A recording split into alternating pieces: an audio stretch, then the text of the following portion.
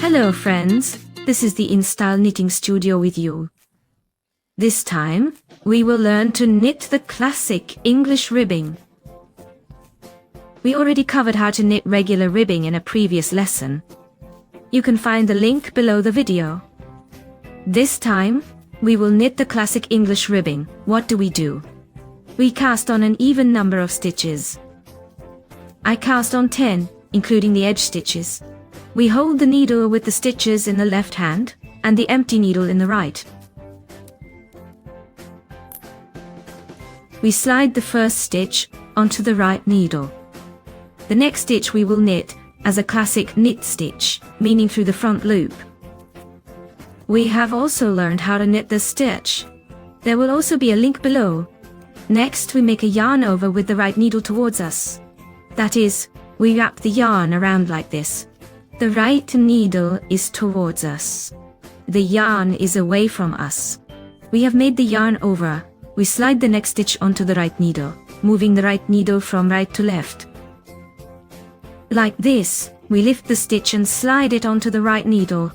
The next stitch is knitted as a classic knit stitch. Again, yarn over towards us, the right needle towards us. And we slide the next stitch again, moving the right needle from right to left.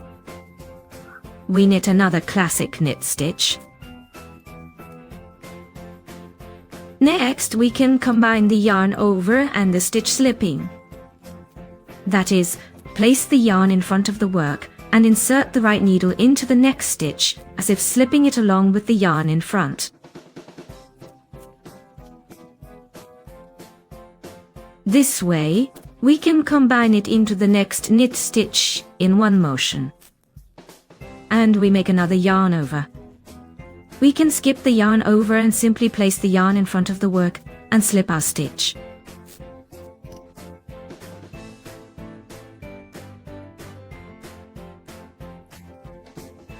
The last stitch we will knit as a purl stitch, grandmother style. We knit the second row. We slip the first edge stitch onto the right needle. Next, we can see the twisted stitch.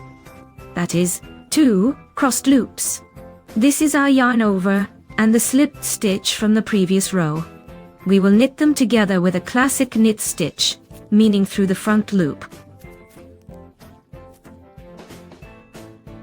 The next stitch is a single one.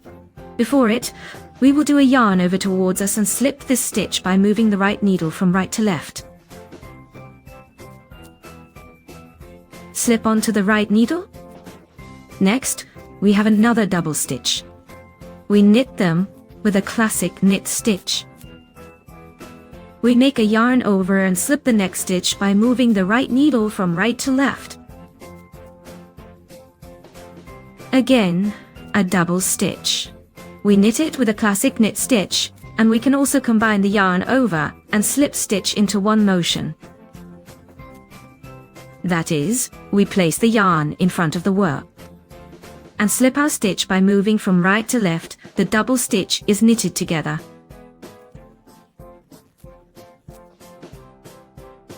Again, we place the yarn in front of the work and slip our stitch.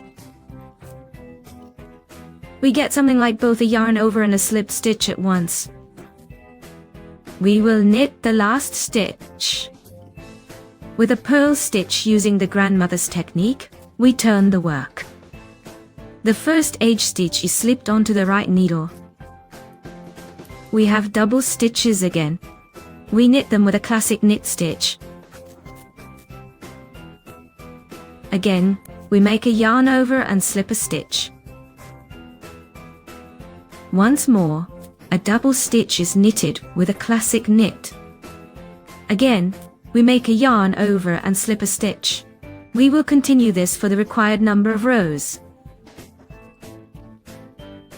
I will knit the last stitches with the grandmother's purl.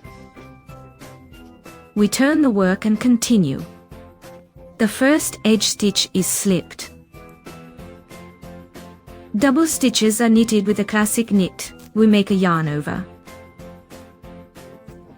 We slip the next stitch onto the right needle. Again, 2 crossed knit stitches and so on. I will knit a few rows, so we can see what it looks like.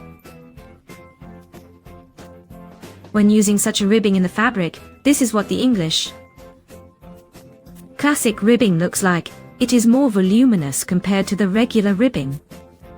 Very luxurious in my opinion. Scarves knitted with this ribbing look very beautiful. Well, I like it very much. So here, the first row is knitted a little differently, and the second and subsequent ones are knitted the same way. Thank you for watching. Please like, subscribe, and I look forward to seeing you in the next sessions. Bye bye.